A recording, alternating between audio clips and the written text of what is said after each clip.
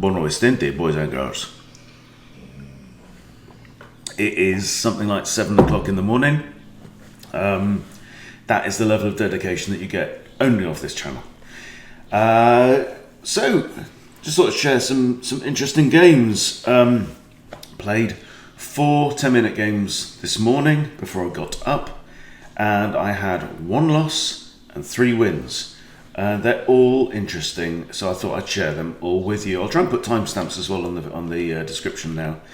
So first one, so I'm rated just over 1500. 1502 at the end of this game, I think. Okay, so my opponent starts with the English, and I reply with f6, because I figure if he then follows up with d4, which is fairly likely, then I know where I am. It's like my d4 knight out and then this, and then I'll play the Budapest, right? So, he doesn't. He just pushes e3.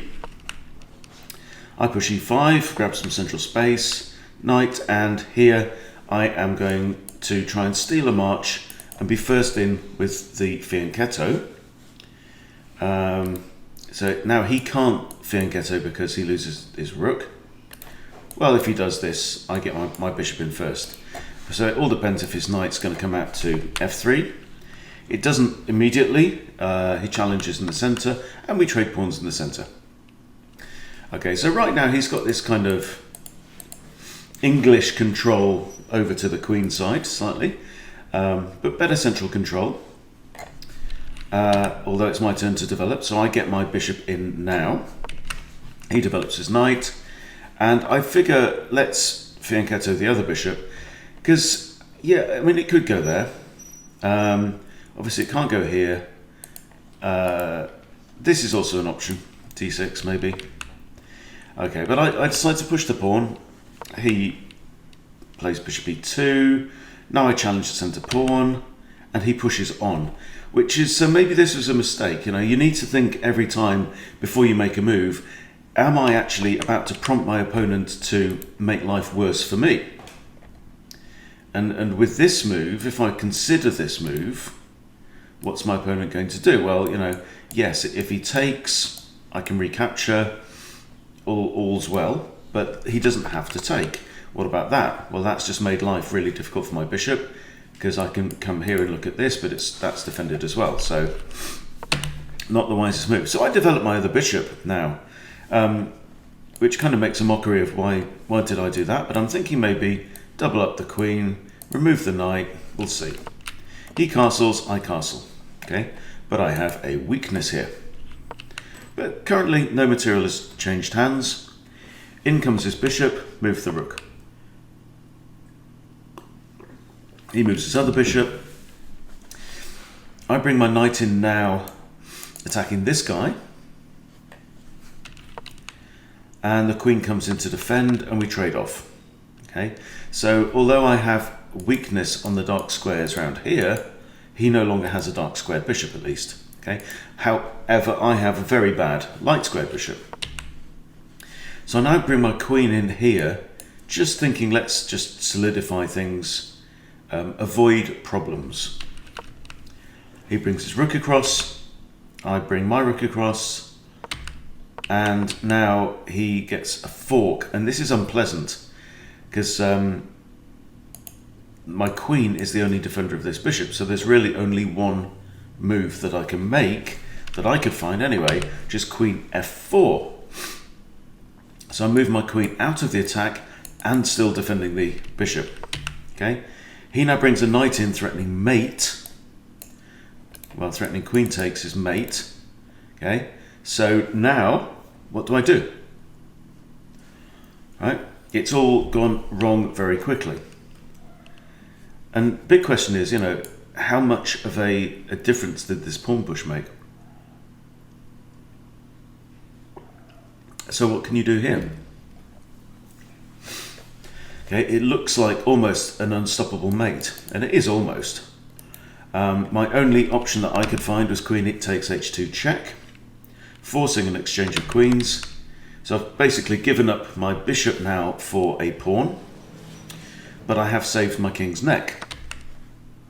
Okay, so now I'm 2 pawns down effectively. I push to kick the knight away, and now I'm going to bring my knight round here. But 2 pawns down, it's not going to be easy. Okay, so he attacks. This is just an obvious fork. Okay, attacks, grabs the pawn. And now it's simply, we've got an open board, and he's got a significant material advantage, and his knights are in the vicinity of my king. It's not going to be a difficult finish, really. So I try and cling on. Just a lot of manoeuvring round.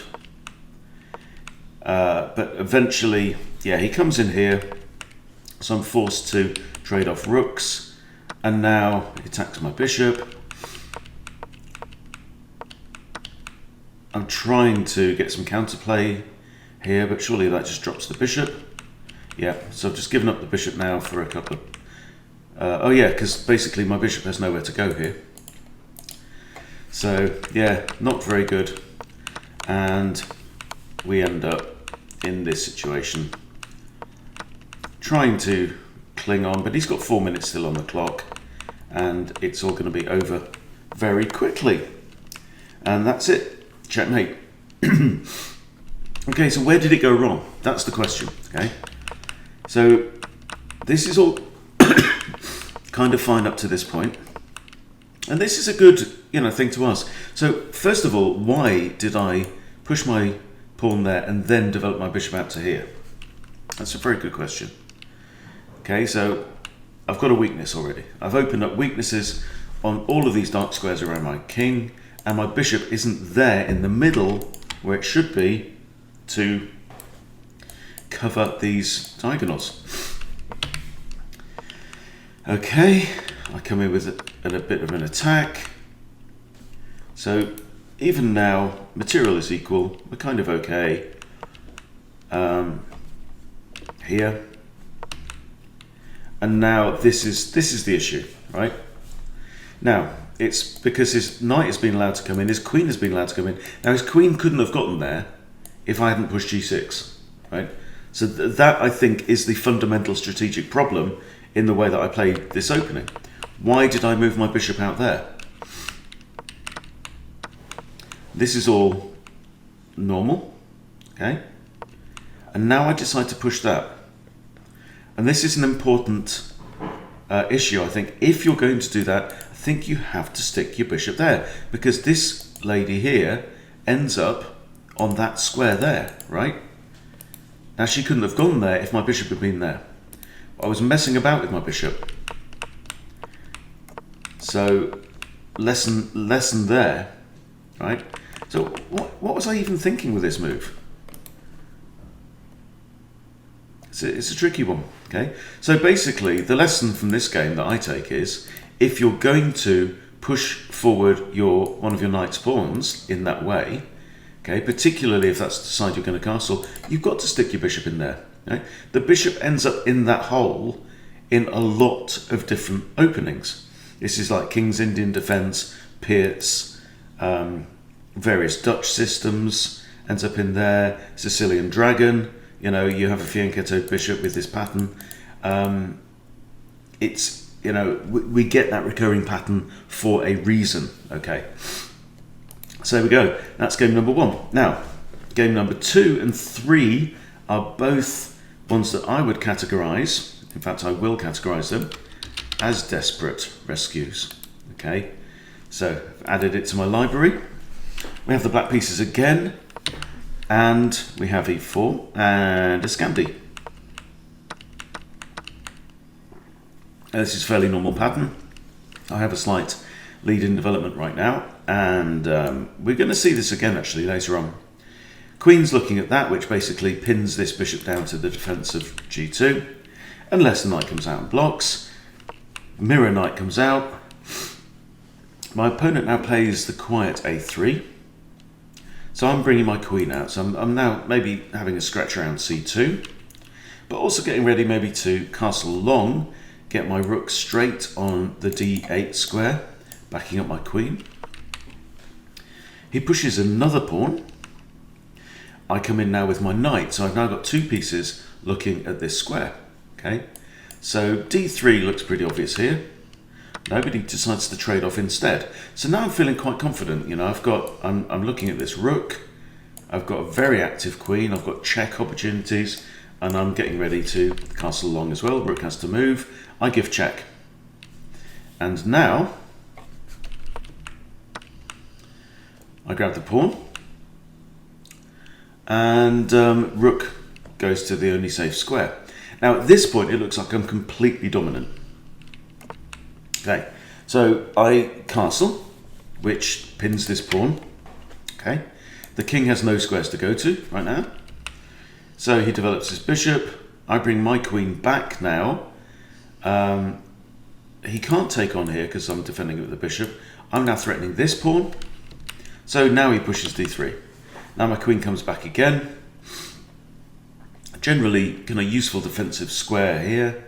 I'm feeling quite confident. Okay, so he pushes f3. I push, just blocking off any ideas that bishop might have.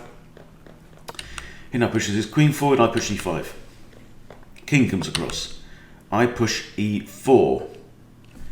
Obviously, it's defended twice. It's attacked twice. Okay, so we have takes, and now takes. Okay, because this pawn is actually pinned against queen and king. Okay, queen moves. I attack the queen with my other bishop with development. So useful move there. This pawn's still pinned. The queen is under attack. Queen moves to here, centralize my other rook. Okay, again, it feels like I'm completely dominant. Okay, now he pushes forwards. So it may be that this is actually not a desperate rescue one at all. It may just be the next game that's desperate rescue. Okay, now he throws in a check. King b8. Grabs the pawn. Right. I'm not too concerned about these pawns, although this bishop is now ready to come in, you know, and he does have this sneaky h pawn that could start to cause some trouble.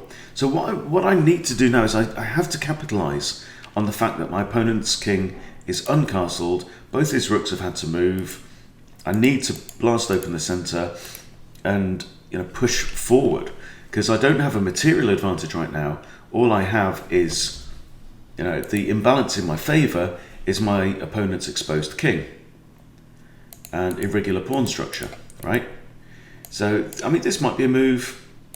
Maybe this as well, just shore up the pawns a bit. So I play f5, giving up this pawn, but shoring up this bishop. This guy, remember, is still pinned, so can't capture. Okay, he grabs another pawn, so now he's up a pawn. And now I bring my bishop back for some reason, which abandons this pawn now. And why did I do that? Maybe it was a bad move. Okay.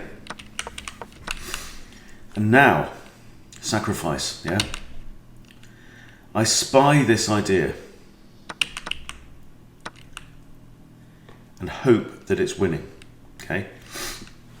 So it feels at this point, I'm now 2 pawns down, and it feels like I've kind of lost my grip on the game. But I figure if I grab this bishop now, and if king takes, I have this move. Attacking rook and bishop and king. King does take, I come in. King to here, I grab the rook. Now at this point you would consider something like this, but then bishop blocks, there's no checks, and you know, maybe this rook's going to escape. So grab the rook, bishop comes in here, rook e8 check, king comes in here now. Now this bishop is under attack, but I want to keep checking. So I push c5, give up the bishop, right? Now queen takes there, and that is check. It's not checkmate, but the only move that he has is this, and then queen takes, and it is mate. So, yeah, kind of equal material at the end of there, but very, very pleased with that sack here, really. This bishop move, and that bishop ends up falling, right? But then this, and queen takes. Yeah, very pleased with that indeed. So, Let's move on to game number 3. Okay, and this definitely is another one. So again, we have an English. Again, f6. Knight comes out. And do I remember to fianchetto my bishop? Yes. Okay, so I'm playing a normal, the kind of Indian defense. This is the Anglo-Indian against the English, okay? And he fianchettos his king's bishop, and I castle, and he brings out his knight, and I bring out my knight, and he castles. So we've got a completely symmetrical board other than he's got an advanced c-pawn. Alright, so anyway, he castles. And now I take the opportunity to push e5. Now I know that with King's Indian and Dutch defences and stuff like that, you want to get in e5. If you can get in e5, you're okay. And here it's defended by the knight, and he's been too slow to develop his d-pawn. Right? He spent these moves, 1, 2, 3, getting his king into that structure over there. I've done the same here, right? But I am, because my knight's out here, I'm able to get that move in. Okay, now he pushes his d-pawn, and so do I, d6. Solidify this. Okay. Now he pushes h3, and I'm generally quite happy to see a move like that. It feels like he's flinched a little bit, you know? So, I mean, you've got ideas like line up the queen and the bishop, and just go after this pawn, right? This pawn here was defended by king and knight, right? Here, now it's only defended by the bishop, so we could gang up on that pawn, maybe. So out comes the bishop to e6. It's doing nothing where it is there, other than defending that pawn. He pushes a pawn and queen d7, okay? It's not a complicated idea, so he's going to have to do something. So his knight comes in now, right? So his knight is now looking at my bishop, but importantly, it's also defending this. So maybe I should have pushed h6 before that. Now I push h6, but it's too late. Now he grabs my bishop off, okay? And I recapture towards the center with the f-pawn, giving myself a semi-open f-file. So at this point, feeling quite comfortable. Queen comes out, eyeing up b7, right? Oh no, you don't. Push b6 to defend. He pushes. Now at this point, nothing wrong with a5 here. Perfectly good move as well.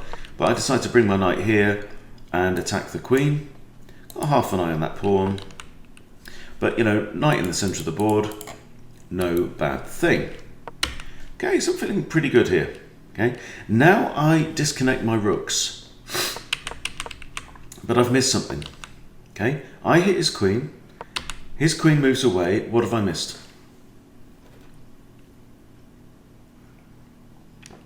It's a 10-minute game. I've used 54 seconds, right? I should be sanity checking all my moves, right?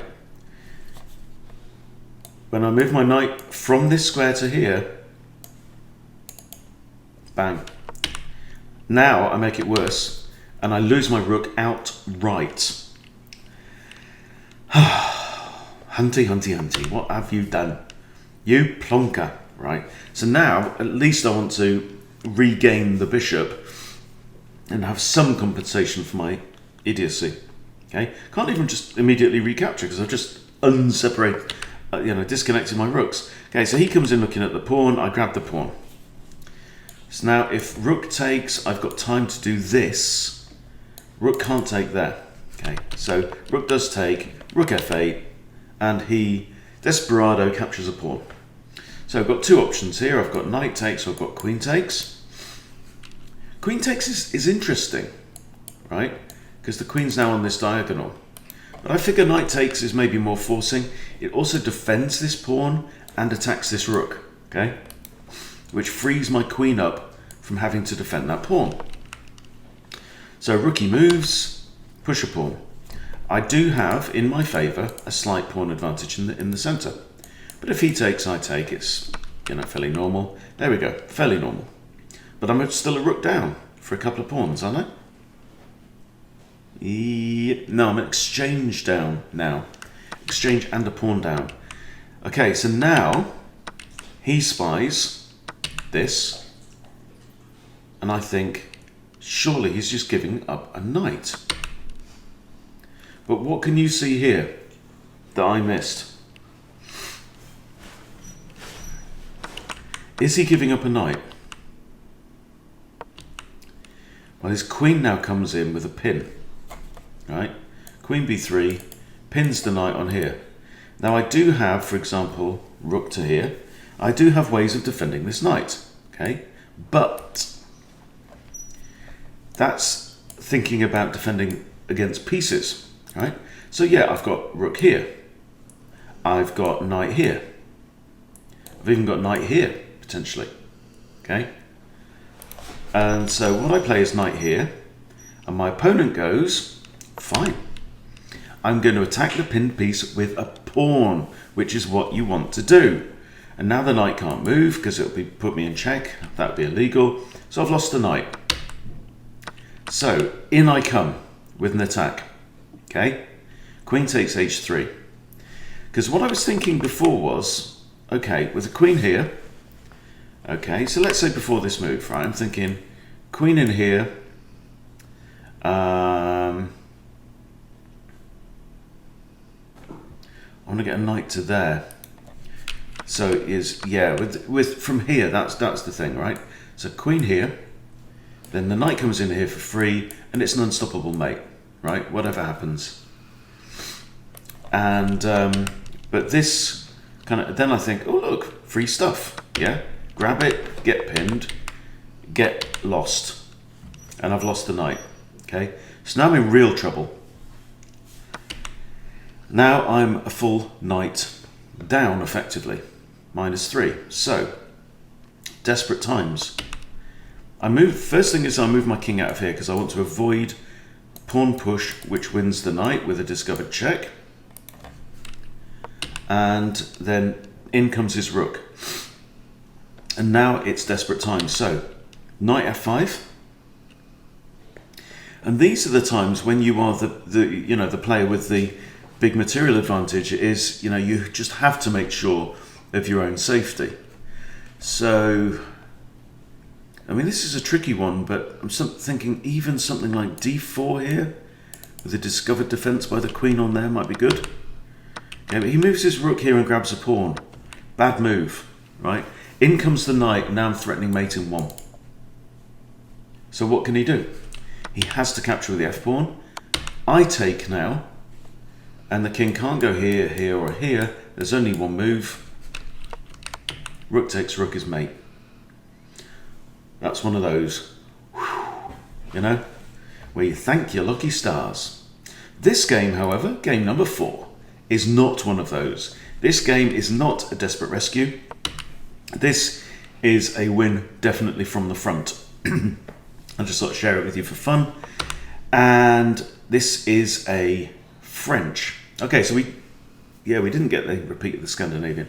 Okay, French. And following on from the video that I did with Craig, the 2000 level repertoire the other day, I've abandoned my wing gambit ideas, which is knight here, there,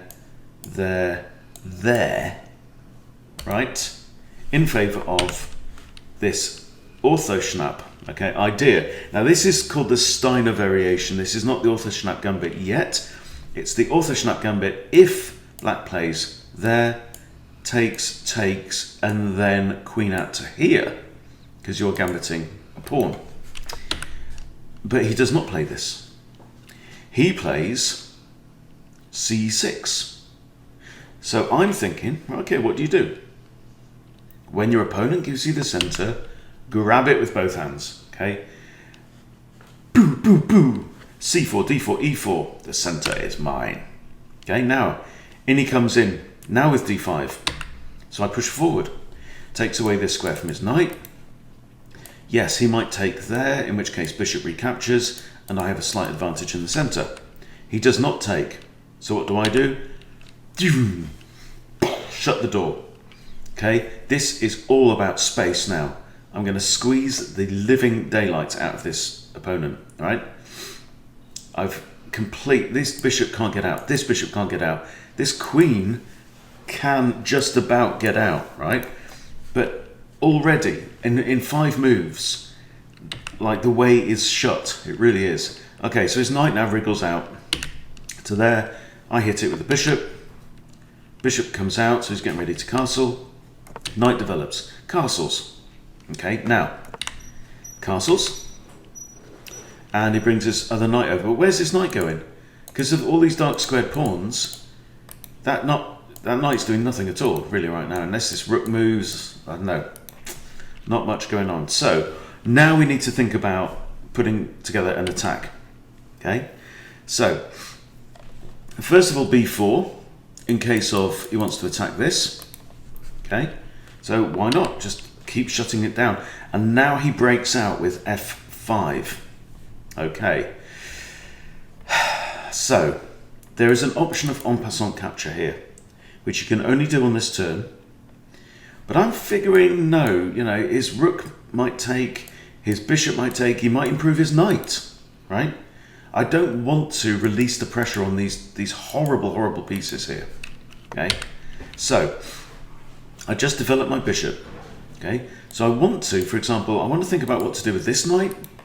So I probably want to bring him round here. And I'm thinking, what do I do with this guy, right? He can't go here because there's two pieces looking at that square. All right.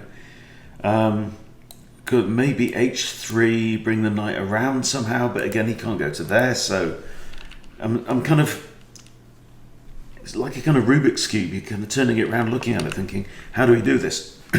And now my opponent really, really screws up. And this is one of those moves where you go, that's a move.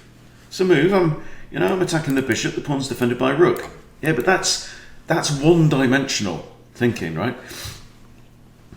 Everything goes wrong. It goes completely Pete-Tong from this point for black. So sit back and enjoy. I just retreat the bishop, okay? And now what he's done is he's opened up this diagonal. Okay? So he pushes a pawn. I am severely unimpressed. Okay? So what I'm thinking about is I'm thinking about bishop takes here, pawn takes. Okay? And that's cool. It kind of opens up his king. No bad thing. Alright? But before that, queen c2. Because he's really got no way of defending this knight. This light squared bishop, forget it. Right? Queen, maybe. Okay? But now I'm thinking about takes, queen takes. Then the knight comes in. Right? Maybe defended by a pawn, stuff like that, we'll see. Okay, he takes a pawn. Take it back. I'm unconcerned. a5. Take the knight. Takes. Now my queen's right up in his face. Now he starts to maneuver his knight round. Okay? And I just drop my queen back. Why? I'm now targeting this pawn, which is pretty much indefensible, Yeah, he could maybe push g5. It's defended by two pieces. But honestly, then h4, no, and it's all over. So now he attacks my rook. I have a think for a bit. I have a think for 20 seconds on this and think, just move the rook, right? There's no rush. Now he comes in and has a look at my knight. I'm like, whatevs, right? So I grab the pawn. So now the threat is bishop h6 attacking this pawn, threatening queen takes g7 mate. So his rook comes out, okay? And this is when it gets really, really funky. So there's quite a lot of moving parts here. So I now play bishop h6 and just bring the threat, okay? It's not that he can't get out of it. He's got options, right? He's got queen there, bishop there, rook back. He can defend the pawn. But the point is I'm applying the pressure, okay? Also note, this pawn is undefended. Okay, so he plays queen across. And now what do I play? Knight b to d2, just backing up this guy, right? Because there is a threat. If I move this knight, there's a threat of rook takes f2. Okay? So I'm just thinking, look, I might want to use this knight at some point, here or here, and then I'd like to replace it with his friend. Okay, so he brings his knight round, that's nothing at all. Okay, I push a3, just because I've got all the time in the world, my attack's going nowhere. You know, it's like all the enemy ships lined up around this planet. You know, they're just looming there, just hanging there, right? So I just think, okay, well, leave your knight there, that's fine. Now he moves his queen. Okay, now, knight to g5. And he's actually attacking this 3 times. Okay, potentially. Oh no, he's not, he's attacking it twice. And it's defended twice. He could capture this bishop, but then I take his queen. Okay, so he's got to move his queen. Or trade off. And now he trades, and now he comes in here. Okay? And I'm thinking, I'm unconcerned. Again. Knight f3 blocks off the queen's defense of the rook. And now what can the rook do? Can't stay there, because king takes. Can't go there, really. Or could get traded off. So he's really only got 2 squares. He's got that one and that one that he can go to. So now the rook's out of the picture, right? And the attack has just petered out. And now it's time for Harry, okay? So you have to think at these points, you know, okay, does this work? Well, no, it doesn't, because the pawn's defended twice. He could even bring his rook to there and defend it third time, okay? But now it's time for Harry, right? You want to get rid of a pawn, use a pawn. Okay, he's lining up his rooks. I'm not bothered. Go off you go, Harry. You know, mess some stuff up, crack some skulls. He attacks my queen. Just drop back. He lines up his rook, pinning my knight. I'm unconcerned. Harry, do your stuff. Okay? And now I'm thinking, he might push the pawn. Okay? I've got bishop here. I've got pushing Harry again. Definitely options here. He does push g6, right? Now I put my queen onto h4, getting ready, maybe to push forward, okay? But then we've got queen takes pawn and, you know, we just trade off, okay? What else can we do? He brings his knight around. Bishop f6, right? I'll just show you how it finishes because it's gorgeous. And now, not h7, knight to g5 attacking the queen. Okay, and this is a really, really beautiful finish. Okay, because the queen can't go here because knight takes, can't go here because pawn or bishop takes, can't stay there, can't stay there. The queen either has to come back here or to one of these squares. Okay, so the queen moves there, and now h7 check. King can't go there, can't go there, can't take the pawn, can't go there because of the knight. King f8, checkmate. What a lovely, lovely finish. You know, that really is, it's one of those finishes where, I don't know, it feels like I've just watched a professional play, you know. And I can't say that I calculated it all the way through, but deeply, deeply satisfying one. So yeah, had to share that with you as well. Got a couple of nice blitz finishes as well, but I shall not bore you with those. Yeah, just thought a few interesting lessons in some of this stuff, and always nice to get a crushing win like that, using your pieces, using Harry as well to sacrifice his little life, bless his soul. Yeah, so hope you enjoyed. Thanks for watching, and I'll see you later.